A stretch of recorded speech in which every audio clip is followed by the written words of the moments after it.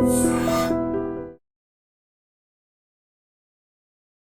Hello నమస్తే, welcome back to ఐడన్ media. ఈరోజు మనతో ఉన్నారు ఎంటర్ప్రినర్, ఇన్ఫ్లుయెన్సర్, అలాగే లైఫ్ కోచ్ అయిన పవన్ గారు. సో సార్తో మాట్లాడదాం. డాక్టర్ పవన్ గారు, మీరు ప్రీవియస్ ఎపిసోడ్లో అంటే గురుమూర్తి హత్య కేసుకి సంబంధించిన విషయం చెప్తూ ఇది సైకాటిక్ బిహేవియర్, ఇందులో ఒక మనిషిని చంపేంత క్రూరత్వం కూడా కలిగిన వాళ్ళు ఉంటారు అని చెప్పారు. అయితే నేను నార్సిస్టిక్ బిహేవియర్ అని ఇంకో టైప్ ఆఫ్ కేస్ స్టడీ గురించి వింటూ ఉండేవాడిని. ఆ నార్సిస్టిక్ బిహేవియర్కి దీనికి తేడా ఏంటి కాస్త చెప్తారా? ఓకే, చూడండి, ఇదంతా సైకాటిక్ బిహేవియర్ కానీ నార్సిస్టిక్ కింద భాగంలోనే వస్తాయన్నమాట ఈ సైకాటిక్ ఇవన్నీ.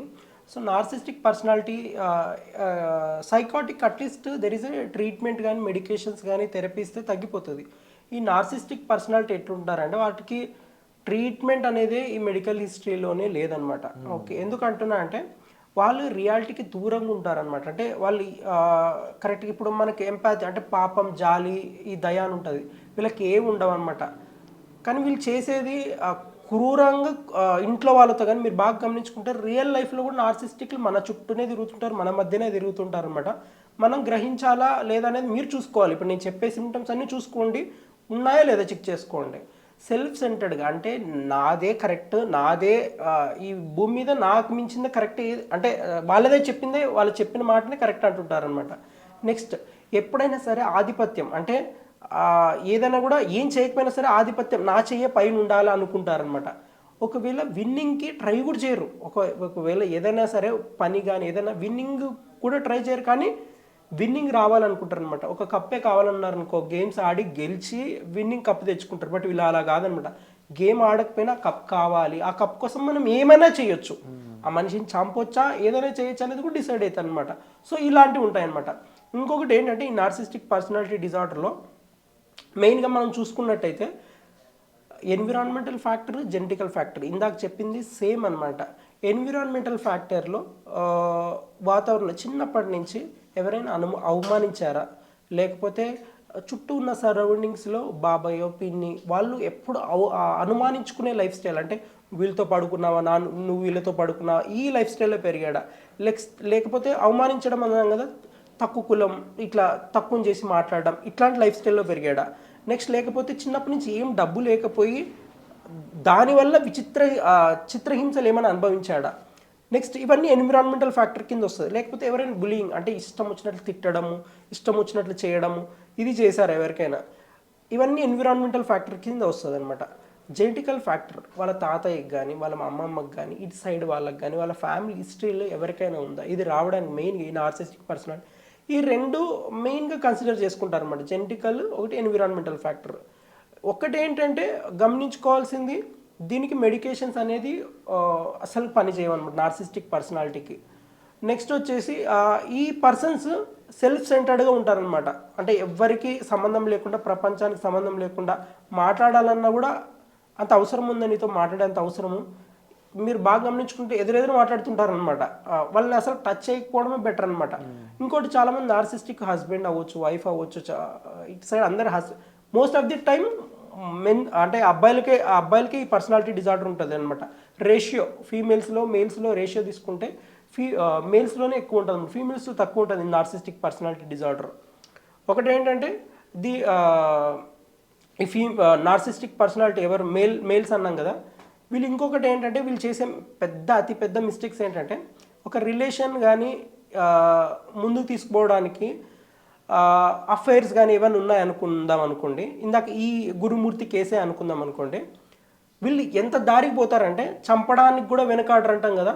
అదంతా స్టార్ట్ అయ్యేది ఎక్కడ అంటే, ముందు ఉన్న చైల్డ్హుడ్ ట్రామాస్ని మామూలుగా అంటే ఈ ట్రామాస్ని మనం రిలీఫ్ చేసుకోవచ్చు అనమాట బై కాగ్నిటివ్ బిహేవియరల్ థెరపీ కానీ, కాగ్నిటివ్ ఎన్హాన్స్ థెరపీ నుంచి కానీ, లేకపోతే ఆర్ట్ థెరపీ కానీ, లేకపోతే మెడికేషన్ నుంచి కానీ మనం త్వరగా ఎర్లీగా వెళ్ళి డాక్టర్ దగ్గర తీసుకుంటే ఛాన్సెస్ హై అనమాట, అంటే తగ్గడానికి. ఎవరైతే ట్రీట్మెంట్లు తీసుకోరో, సరిగ్గా డాక్టర్స్ దగ్గరికి వెళ్ళారో, పైకి అంటే ఆల్మోస్ట్ ఇప్పుడు మ్యారేజ్ అయ్యి ఈ లైఫ్ 40s, ఇప్పుడు ఆయన ఏజ్ ఎంత ఉంటుంది, గురుమూర్తి ఏజ్ కూడా ఆల్మోస్ట్ 40s ఆ ఏజ్లో ఉందనుకోండి. ఆ ఏజ్లో ఉన్నప్పుడు ఏంటంటే దాటిపోయి ఉంటుంది అనమాట ఆలోచనలు. నార్సిస్టిక్ మనకు చాలా చిన్నప్పటి నుంచి ఉండొచ్చు, ఎవరికైనా సరే 25, 24 ఉండొచ్చు. There will B medication, treatment తీసేసుకొని సైకోటిక్ బిహేవియర్ ఉన్నప్పుడు కట్ చేసుకోవాలా. అది ఎక్స్ట్రీమ్ లీడ్ అయ్యి నార్సిస్టిక్ అంటే మీకు జోకర్ సినిమా చూసింటారు, వాడు ఏం చేస్తుంటాడు, అందరు చంపుతుంటాడు.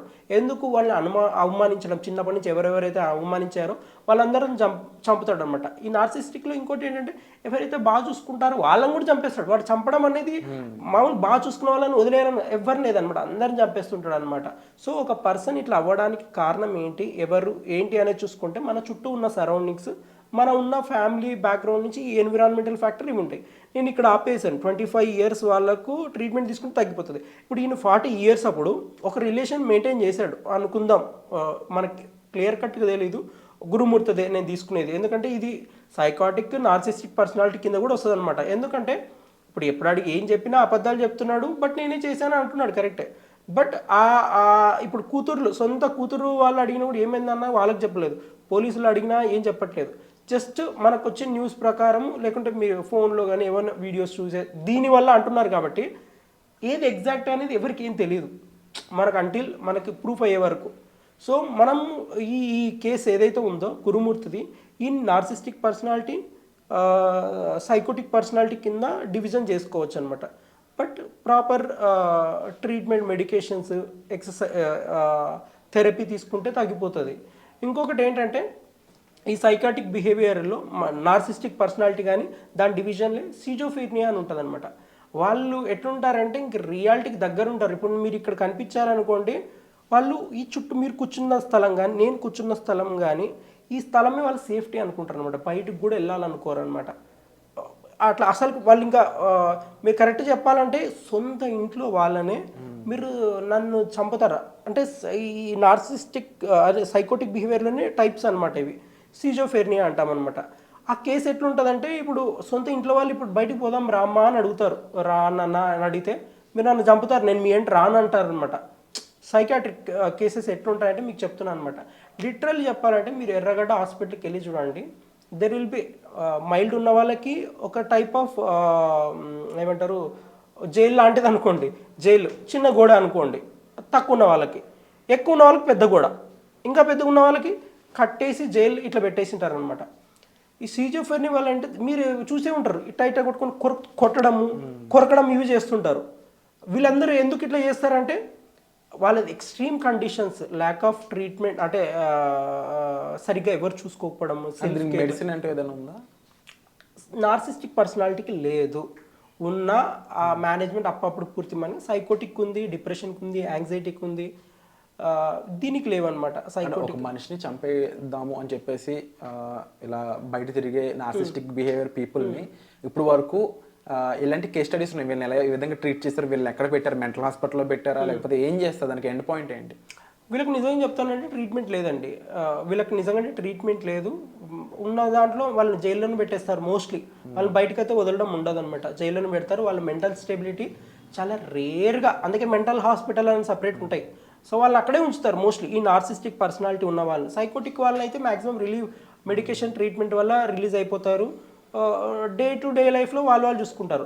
సిజోఫ్రెనియా కేసు అని ఒకటి ఉంటుంది, బ్యూటిఫుల్ మైండ్ అనే ఒక సినిమా కూడా తీశారు, జాన్ నాష్ ఆయన పేరు, మ్యాథమెటిషియన్.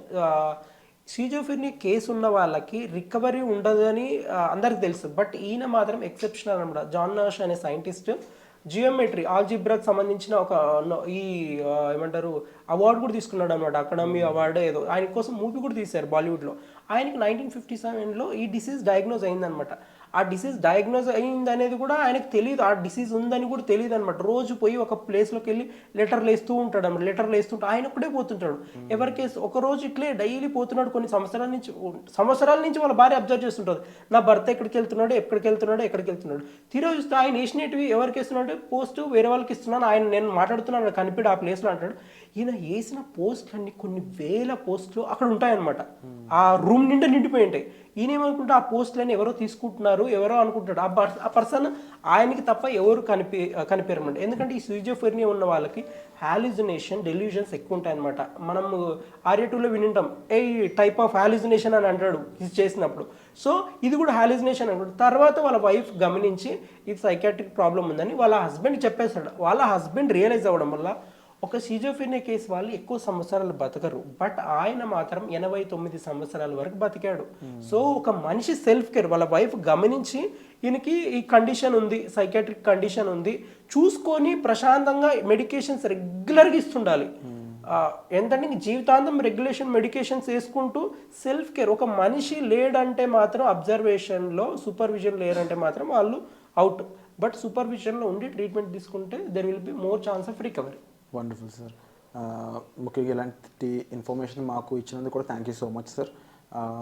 మీ చుట్టుపక్కల లేదంటే మీకు తెలిసిన ఫ్రెండ్స్లో, ఫ్యామిలీ మెంబర్స్లో ఎవరో ఒకరు ఒక ఇంటిమిడేటింగ్ బిహేవియర్లో ఉంటారండి. అది నెక్స్ట్ లెవెల్కి వెళ్ళకుండా ఇలా నార్సిస్టిక్ తయారవకుండా ముందుగానే జాగ్రత్తలు తీసుకోండి. అండ్ అలాంటి వాళ్ళు ఎవరైనా ఉన్నారన్నట్లయితే ఒక లైఫ్ కోచ్ అయిన పవన్ గారు లాంటి వారి చేత వాళ్ళని ట్రీట్ చేయించండి ముందు.